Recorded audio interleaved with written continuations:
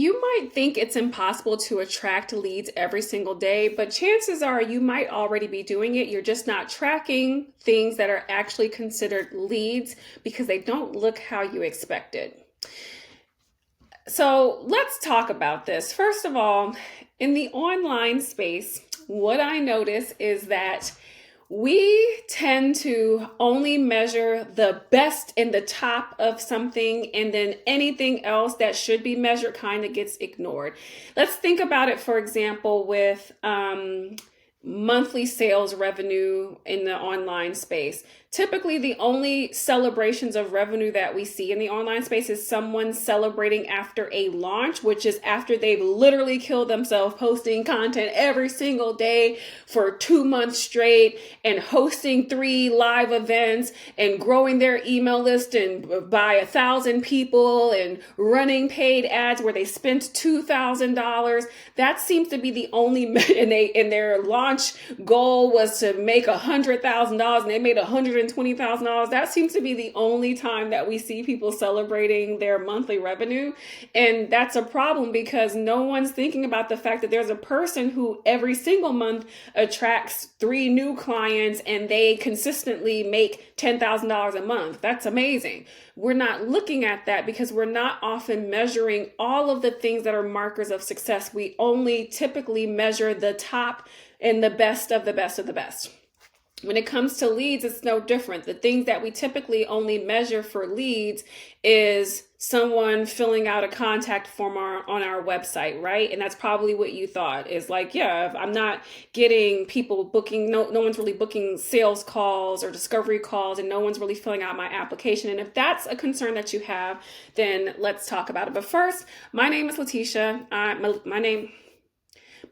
name is Letitia Lynch. I am an adaptable marketing and content strategist, and I specifically help service providers and coaches learn how to adapt their marketing so that they can attract daily leads to their email list, DMs, and website without having to post content daily or without having to always depend on launches in 90 days. And I do that through my marketing membership called Revolutionary Society.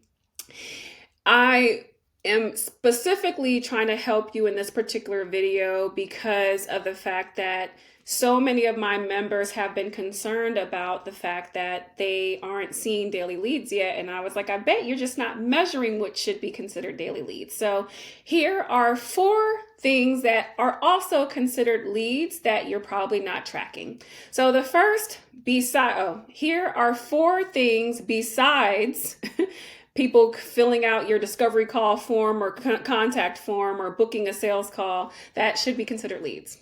So the first thing is someone sliding into your DMs. I don't know about you, but for years in my business, I wasn't even having sales calls. People would DM me on Instagram and ask me a few questions about something I said in my content or about my coaching program. And then they would be like, send me the link. And then they would join my program.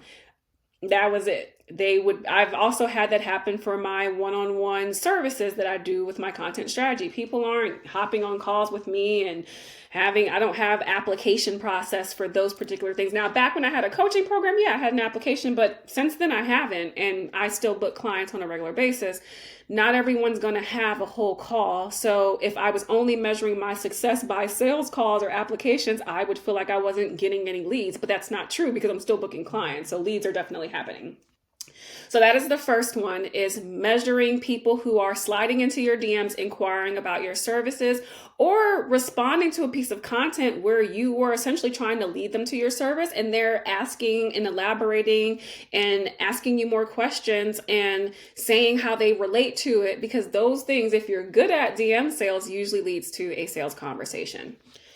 The second measurement that we're often forgetting to count as a lead is people visiting your sales page for your service or your paid offer, your program.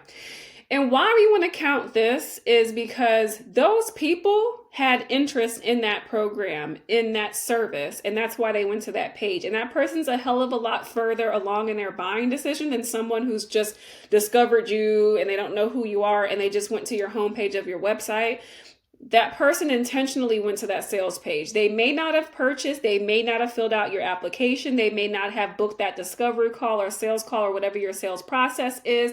They may not have clicked checkout, but they went to that sales page because they're in their research phase and they are considering working with you.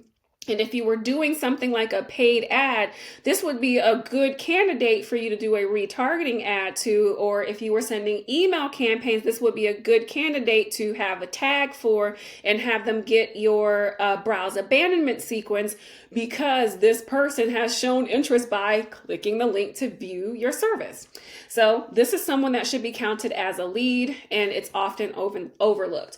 I actually have a cool little setup that I've done with Google Analytics to send myself a daily report via email that tells me how many website visits to my sales pages I've gotten every single day. I'll post a video on my YouTube channel showing how to do that. Because this is something that I taught inside of Revolutionary Society. This is one of the ways that I have them tracking their leads, their daily leads.